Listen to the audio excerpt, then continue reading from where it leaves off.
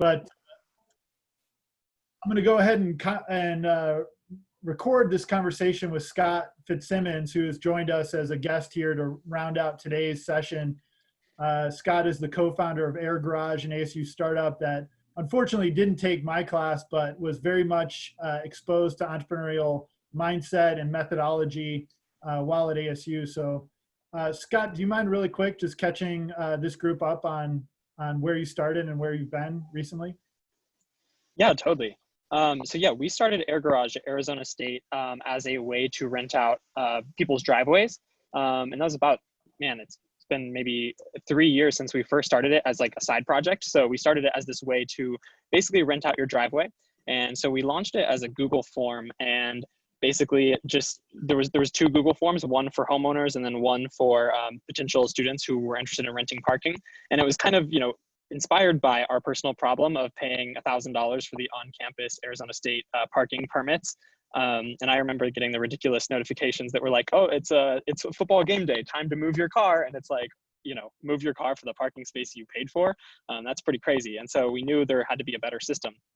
And so we started going door to door, knocking on homeowners' doors and saying, hey, can we rent your parking spaces? And we found our first homeowner. His name was Ari, and he had a few spaces, and he rented me a space, and we had a couple left over. So we started signing up as many homeowners as we could. We went door to door talking about AirGarage, putting door hangers on every door, and we got maybe 70 homes to sign up. And then we went to Facebook groups, the ASU free and for sale, ASU parking and transit, like all the different Facebook groups, and we started sending it to our friends. So we started manually matching people.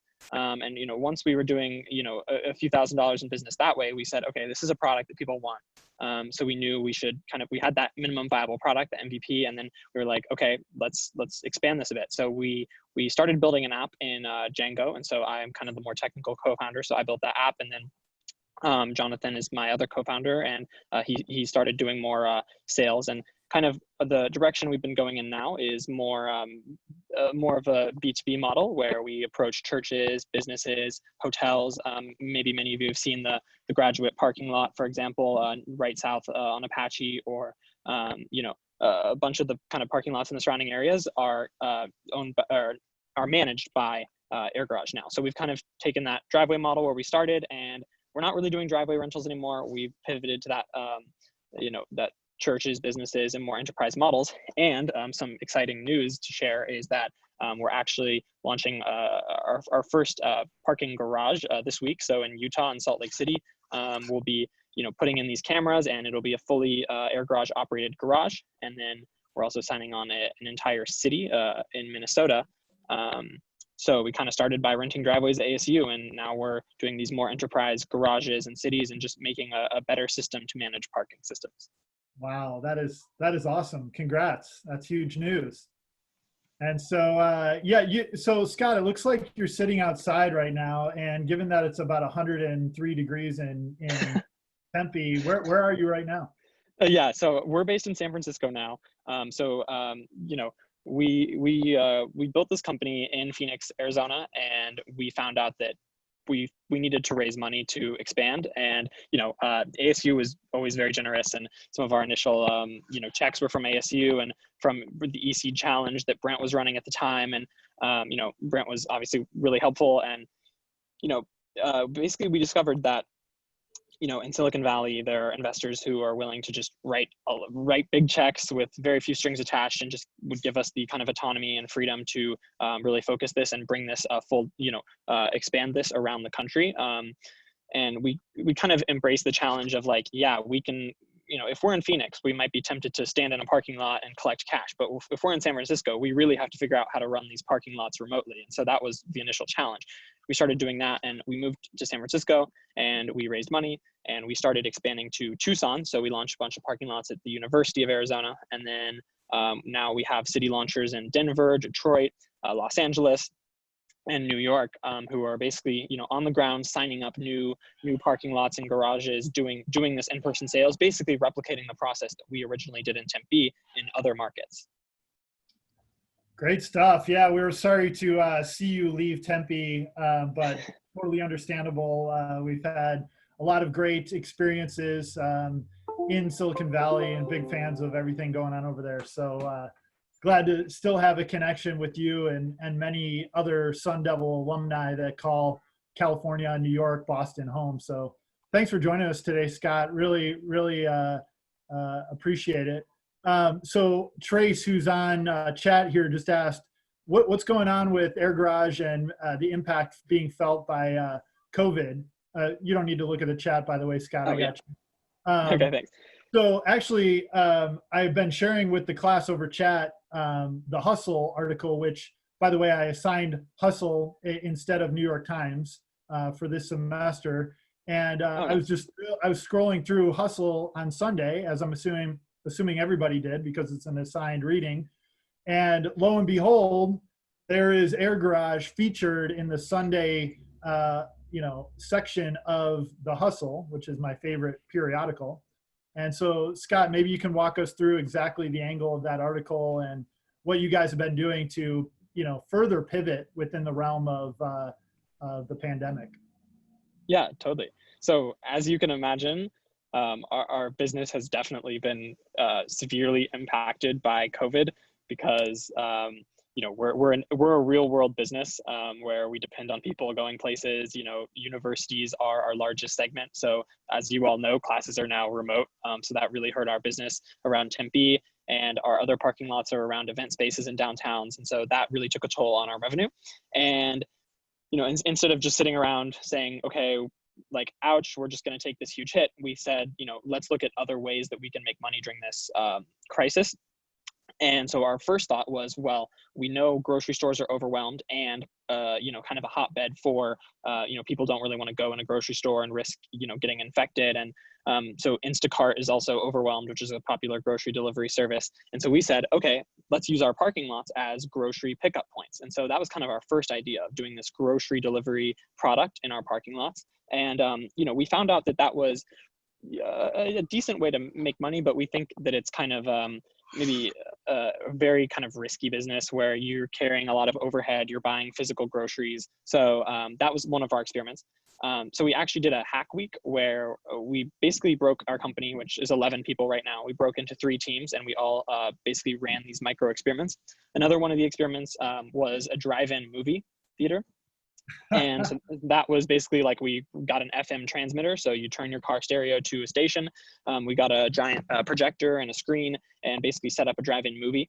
And these are all great ways to make money during coronavirus. But, we wanted to make sure we have a product that has real product market fit, not necessarily, COVID market fit, where it's a great product when everyone is stuck inside, but, isn't really like our core business. So, despite these experiments, we are still focused on just signing up new parking lots and new parking garages, and that's kind of still our core business.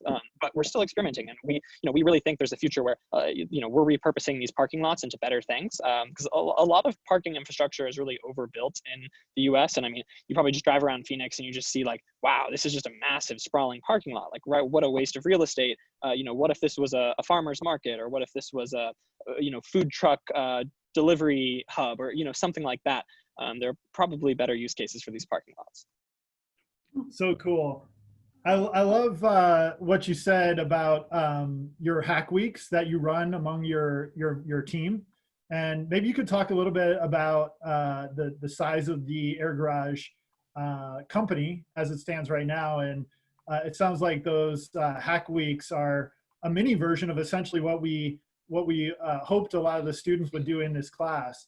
And before you answer, Scott, I just want to say this course ends at 4:20. So I understand if students on the line have to drop off and attend to other things, you're all welcome to leave. But Scott, I told Scott if he has about a half hour, I'm sure there's other people that are part of class that might want to stick around and ask Scott specific questions. So Scott, as long as we can have you, that'd be great. But for the rest of you, you are excused. We'll see you all on Wednesday. So Scott, again, what I'm wanting to hear about is these hack weeks you run with your team. Yeah, definitely. So hack weeks are a good opportunity. Like, a lot of the earliest employees you'll hire at a startup are entrepreneurs, right? They want to be kind of micro CEOs and mini entrepreneurs who don't just want to follow orders or just do execute tasks. And so the hack weeks are a really good opportunity for us to, allow our team to kind of have input and, where's the future of our business. And you know, it's a good way for people to gain new skills too, of like, I might be doing engineering and coding most of the day, but, you know, I'll learn what it's like to make a sale, and, you know, I'll learn what it's like to do operations and kind of develop empathy for other people's roles. So that's another benefit to the Hack Week for sure. Awesome. I love experimentation in real time, and using that experimentation to inform, you know, your business model and new drivers of business and revenue and new products. So really cool. I'm glad that that's built into the DNA of the company, and excited for you. So again, Scott, thanks for being here. Anybody that's still sticking around, and there's a lot of chatter on group chat right now about attendance and voting and so on and so forth. So don't sweat all that stuff. We got it covered. Attendance has been taken. The pro TAs are voting. All is right in the world. We're going to see everybody back here on Wednesday to award some big checks. Just like you heard from Scott, he got started at ASU with $1,000 from the eSeed Challenge, just like one of you will win on Wednesday. So other questions, I'm going to open it up. Any questions from any of you that might consider an entrepreneurial career like Scott has forged for himself?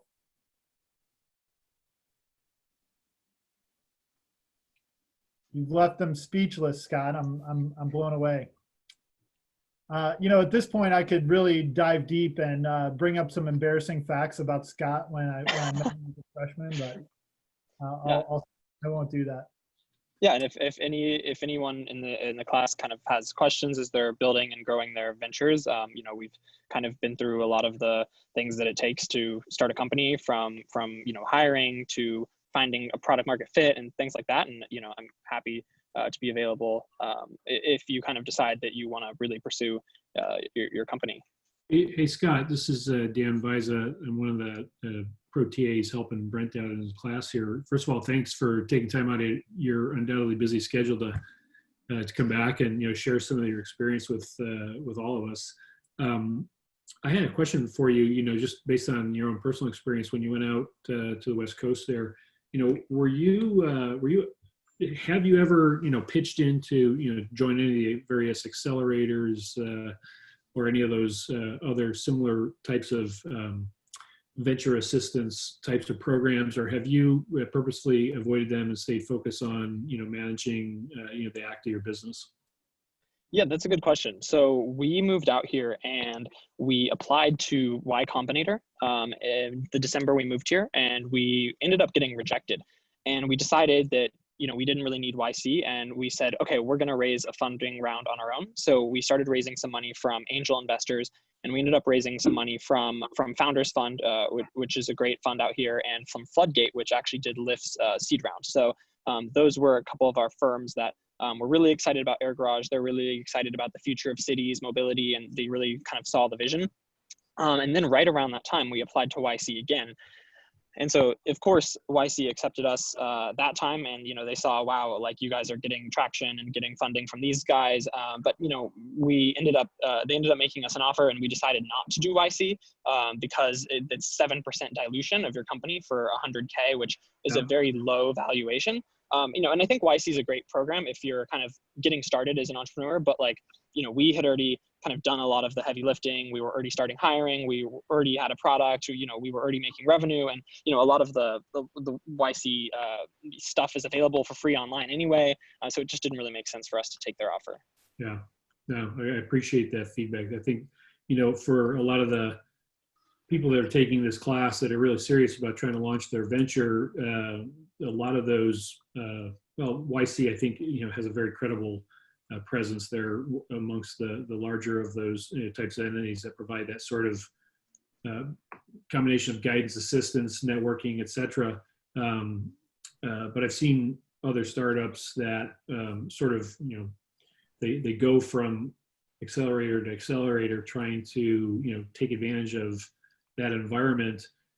And I find, or I witnessed, where that is in itself, you know, much more distracting than getting on with the act of the business that you're actually trying to create.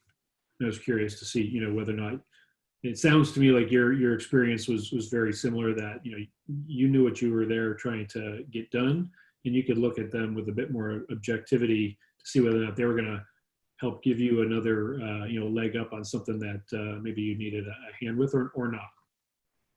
Yeah, no, I think the calculation is also like, how much do you think they'll help grow the pie of your company?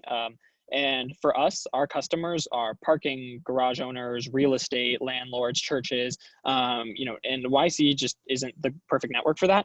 If, Yeah. however, I was building a product that we were selling to other startups, like, just like a credit card for startups, or something like that, a SaaS tool for advertising or something, right? Then YC is perfect, because you're just in this network of hundreds of founders who you can get to use your product. So it depends on the product too. Yeah.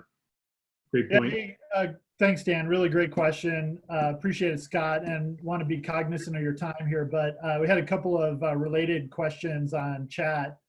Specifically, when it comes to raising capital, can you talk about your earlier days, like when you were still at ASU, about making decisions about your personal finances and the company's finances, and prioritizing how you're going to spend money and allocate funding for different experiments and so on and so forth? So it's really a question about your early day finance headache or lack thereof, if you had revenue coming in from the earliest customer.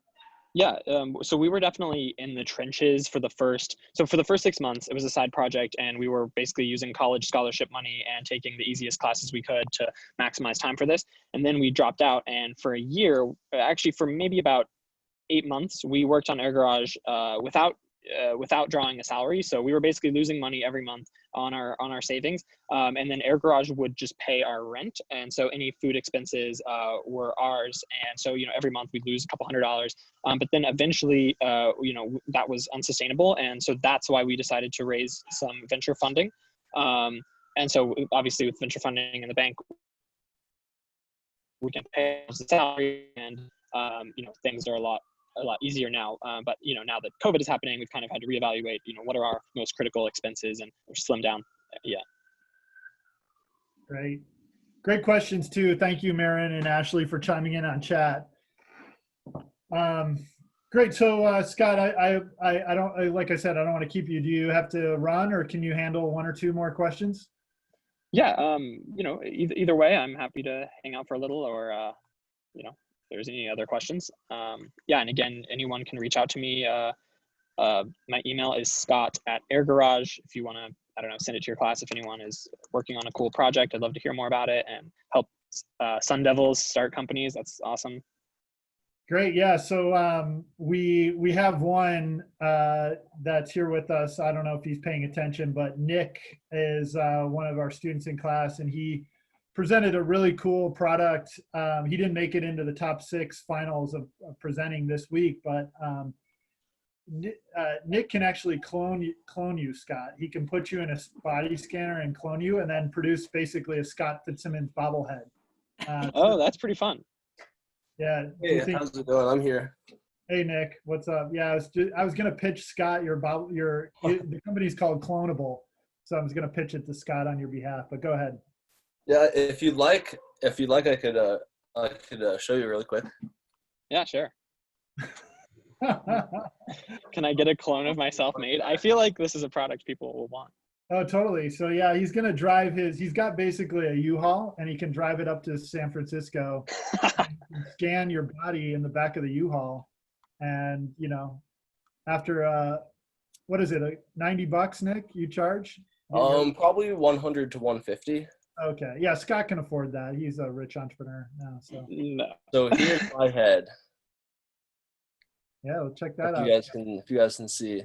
So this one's just white, okay. But the actual product would be full size, not just a head, and it would be full color. Okay. I mean, not full size, actually just like 6 inches tall. And can you use it to trick Face ID? Good question. Yeah, normally Maybe if you 3D print it exactly the same size, possibly. Yeah, normally during class when I take attendance, Scott, I look over at Nick. It's just like a 3D model, and I just count them. Here's the MVP. This is Dolly. All these people have millions of followers. Millions. Can you guys see this? Yeah. Wait, Yeah. which one is it? The He's gonna stand in it and he's gonna get scanned. oh, you stand in here. Wow. Okay. This So one imagine, spins yeah, around. imagine that's in the back of a. Has a bunch of cameras on it. Wow, that's pretty cool. It's up in the way right now, but it's attached to a motor. It takes 112 pictures of you, Wow. and then computer software turns that into a 3D model. It's called photogrammetry. That's so Turning cool. pictures into a model. So it's not working, not completely working yet, but And do you have a website? yes, clonable.me. Clonable? Yep, Oh, clonable. that's amazing. Okay. So the idea is these booths already exist throughout the US. There's a big company doing it called Duke 3D. And they only have physical locations, a store you have to go to. So my idea is I'll put the scanning booth inside a box truck. Oh, and then do a drive tour. to events. That makes a lot more sense. Mm-hmm. Yeah. That's so cool. Well, if you need to, if you want to try it out in an AirGarage parking lot, I think we could, cut a deal. Okay, that'd be awesome. You could rent out a few parking spaces from us, and we could try it out. Okay. Yeah, I love it. I love it when a plan comes together. Exactly. Cool. Yeah. What did you say your email was again? Scott@airgarage.com. Yeah, Scott at AirGarage. I'll put it in All the chat. right. I'll write it down. All right, this is good stuff. Any last call? Any questions for Scott? Dialing in from San Francisco, formerly of Tempe, Arizona. All right, well, Scott, really appreciate you being here. Want to give a big shout out to all the pro TAs for being here both on Monday and Wednesday to judge the top 6. So Scott, we'll let you know who wins. Yeah, sounds good.